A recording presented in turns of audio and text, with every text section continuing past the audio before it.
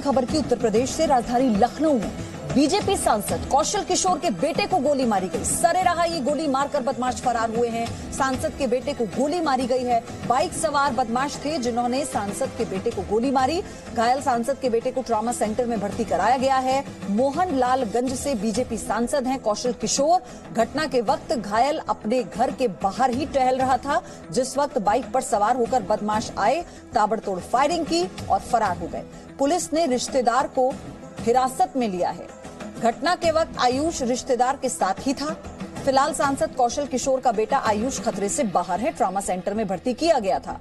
तो ये मामला आपसी रंजिश का भी हो सकता है, क्योंकि रिश्तेदार को हिरासत में लेने के बाद पूछताछ के बाद ये पता लग पाएगा इसकी वजह क्या रही। लेकिन कई ऐसे एंगल हैं जिससे मामले की जांच को आगे बढ़ा रही है यूपी पुलिस। लेकिन एक बार फिर से यही सवाल यूपी की कानून व्यवस्था पर कि बदमाशों में खौफ क्यों नहीं है। ऑपरेशन क्लीन के तहत भी मुख्यमंत्री के आदेश के बावजूद जो पुलिस ने ऑपरेशन क्लीन बदमाशों के सफाई को लेकर चलाया है उत्तर प्रदेश में, तो भी बदमाश बाइक पर सवार होकर सरेराह गोली मारते हैं, सांसद के बेटे को गोली मारते हैं, बीजेपी के सांसद के बेटे को गोली मारते हैं और फरार हो जाते हैं। जैसा वो बता रहा, दौड़ाया और गोली मारी, लेकिन किन लोगों ने मारा है उससे पहचाना नहीं।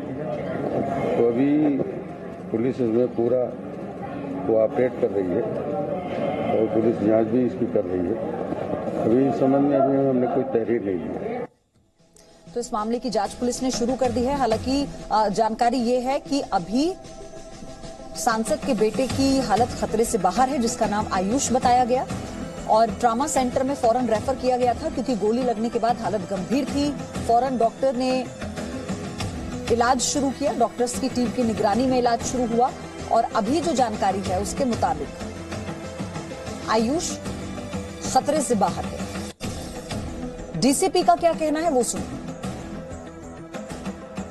को फायर आर्म इंजरी है चेस्ट के बगल में, लेकिन बिल्कुल खतरे से बाहर है। कोई अंदर गोली नहीं है अभी, और वो चल फिर रहे हैं, बिल्कुल बात कर रहे हैं। विशाल रघुवंशी जुड़ चुके हैं मेरे सहयोगी।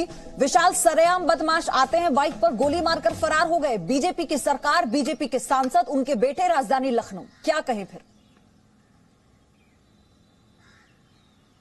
देखिए, फिलहाल जो बीजेपी पुत्र आयुष ने जो अपनी कहानी बताई है अपने पिता और पुलिस को, उसके अनुसार ये बताया उसने कि वो अपने घर के बाहर वॉक कर रहा था, तभी बदमाशों ने उसके ऊपर फायरिंग की है। हालांकि इस पूरे मामले को अभी पुलिस थोड़ा संदिग्ध मान रही है, क्योंकि अभी तक कोई तहरीर सांसद की तरफ से नहीं दी गई है।